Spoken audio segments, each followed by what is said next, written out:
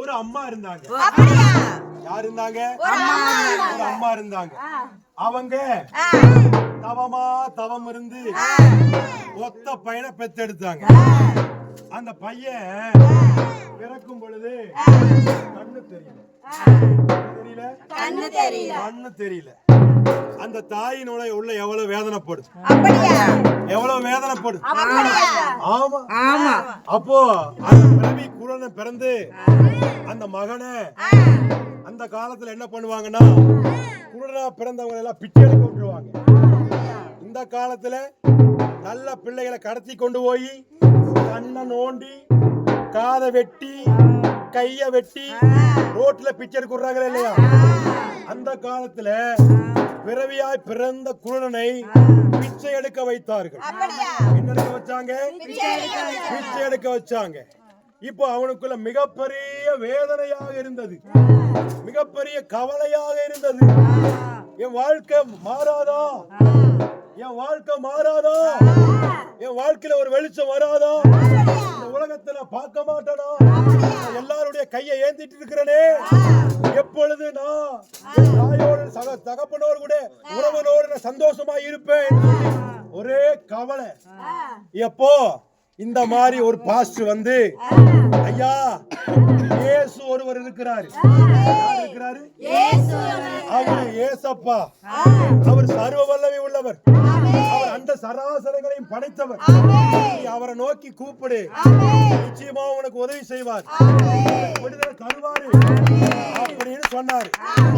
இந்த வார்த்தைய அந்த பிறவிக்குள்ளன் இருதயத்துல மூளைக்குள்ள பதிய வைத்துட்டான்.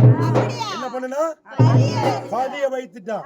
இங்க நின்று கொண்டு கேட்டுக்கொண்டு இந்த சத்தத்தை கேட்டுக்கொண்டிருக்கிற அருமையான தேவஜனமே, இயேசு என்கிற பெயரை நீங்கள் பதிய வைத்துக் கொள்ளுங்கள். வாழ்க்கையில ஒரு நேரம் சூழ்நிலைகள் மாறலாம், வாழ்க்கையில ஒரு கஷ்டங்கள் வரலாம். இருந்த இடத்திலேயே கர்த்தரை நோக்கி கூப்பிட்டு குழந்தைக்கு அற்புதம் செய்தது போல கர்த்தர் நமக்கு செய்வார். அந்த மனுஷன் இருதயத்தில் வைத்தபடினால, தாவீதின் குமாரனே எனக்கு இறங்கும், மனம் இறங்கும் என்று சத்தமாய் கூப்பிட்டார். இந்த சத்தம் பக்கத்துக்கிறவர்களுக்கு டிஸ்டர்பன்ஸா இருந்தது. பக்கத்துக்கிறவருக்கு என்ன சத்தம் போடாதரா, என்னடா ஏசு ஏசுன்னு கூப்பிட்டு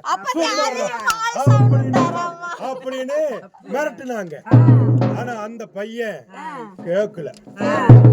இன்னும் அதிகமா ஏசப்பா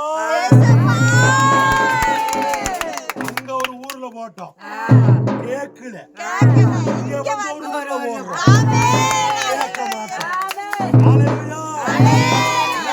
அதிகமாய் ஆண்டவரை கூப்பிடும் பொழுது ஏசப்பா சொன்னாரு, அந்த மகனை கூட்டிட்டு வா, அந்த மகனை கூட்டிட்டு வா.